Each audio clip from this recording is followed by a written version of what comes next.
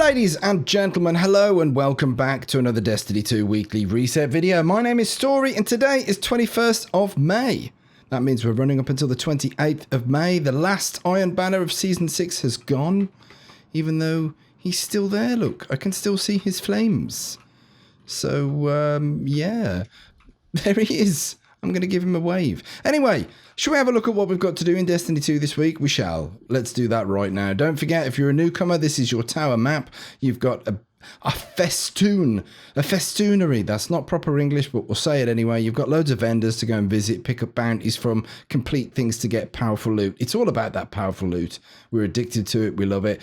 You've got Guardian of All, a bounty from Ikora Ray from the Vanguard, and you complete 20 bounties of any type. You'll get some powerful loot, as well as your clan rewards. If you're in a clan, earn yourself 5,000's worth of XP, and you get some powerful loot. Ada over in the Annex has Recipe for Success. Forge 2 weapon frames and you'll get some powerful armor.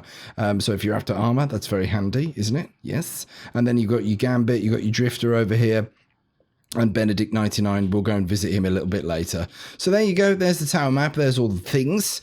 We'll start off with the Vanguard playlist. We've got lots of stuff to do here, starting with the daily heroic story missions. Complete a daily story mission. We've got 3 of these to do, and that'll get us some powerful loot. There's 5 to choose from.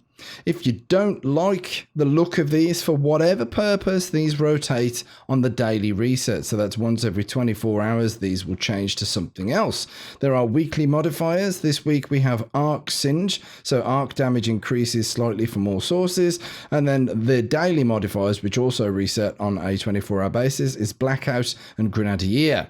There you go. Then you've got strikes. Complete a daily strike there. Just complete 1 strike and you'll get some powerful loot. And then the weekly is complete 3 strikes using the subclass of a same light element as a team member. If you're unsure as how to do that, then all you do is go to your roster, and in a fire team of 3, when you boot up the strikes, just have an inspect of what subclass your teammate is using. Bear in mind that they may not match it to the weekly burn type or singe type, which is arc this week.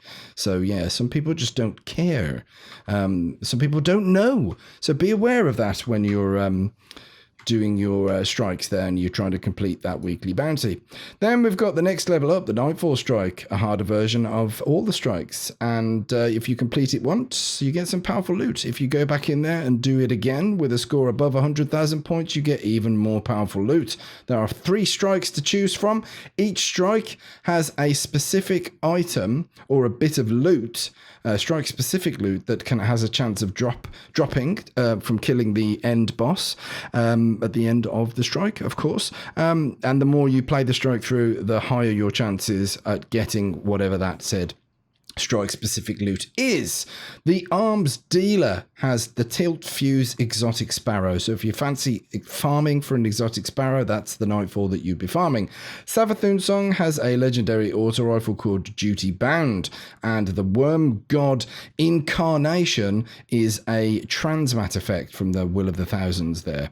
So that is your stuff for the Vanguard playlist. Let's have a look at what we've got in our Gambit world of Gambit. There's lots more to choose from these days. We've got the Reckoning, a cooperative 4-person stuff. You've got a weekly successfully complete Reckoning rungs. Higher tiers will grant more efficient progress, so you get 100% worth of progress. You get some powerful loot. Then we've got Gambit Vanilla, the normal Gambit. So that's to complete the daily, get some powerful loot, complete 3 games, and then you get even more powerful loot. Then there's Gambit Prime, complete 4 matches for powerful gear. So there's plenty to be getting on there on your journey to 700 power if you're not there already. Crucible, we've got a variety of static playlists. We've got competitive here for your pinnacle weapons and earning glory and proving yourself. And then we've got quick play for a slightly more relaxed, but yeah, let's say slightly more relaxed atmosphere with different game modes. That's 6v6, comp is 4v4. And then there's Rumble. That's free for all, single player, 1v everybody else. Every person for themselves, basically. These are static, they don't rotate. This is the Rotary playlist this week, and it's Showdown. It's a 4v4 team mode. So, yeah, and across all of these playlists, if you complete 5 games, whichever playlist that you like, but with the exception of private matches, then that will get you some powerful loot. There you go. What else is there to play? Well, there's the weekly flashpoint, which is on the Tangled Shore this time around. If we have a look at the vendor here, who's also got some bounties that can get you some powerful loot. So again, all the vendors in the Destiny universe are worth paying a visit to and picking up bounties and completing things for powerful gear. And the weekly flashpoint is on this area here. This is the Tangled Shore, and you have activities completed, 100% worth for powerful loot. Don't forget, there is always a heroic mission, a heroic adventure to do. On the flashpoint, the location of the flashpoint, and that will get you 35% towards your total flashpoint completion there. It also gets you even more powerful gear. So powerful gear aplenty hanging about the place. Then we've got the Dreaming City, which is one of my favorite locations, which houses the Last Wish raid, which is also reset. Earn yourself some powerful gear by grabbing 5 other players and hopping into the raid and doing raidy kind of things. If you fast travel to Devalia Mists, then your vendor is all the way over here at the Strand. So 2 weekly bounties completed will get you some powerful loot. There's also powerful loot from Petravenge's bounties as well. We've got the Ascendant Challenge. You can pick that up from Petra here. And the Ascendant Challenge is in the Gardens of Essila, which is all the way down here. So drink that tincture of Kreen's Foil and look for the portal and go and complete the challenge, and you get yourself some more powerful loot. Maybe you'll get a God-rolled Retail Tail shotgun to go and tote around in the Crucible, maybe. Good luck with that anyway. That is the Dreaming City. Then there is Mars. We have another activity from the expansions of old. Escalation Protocol.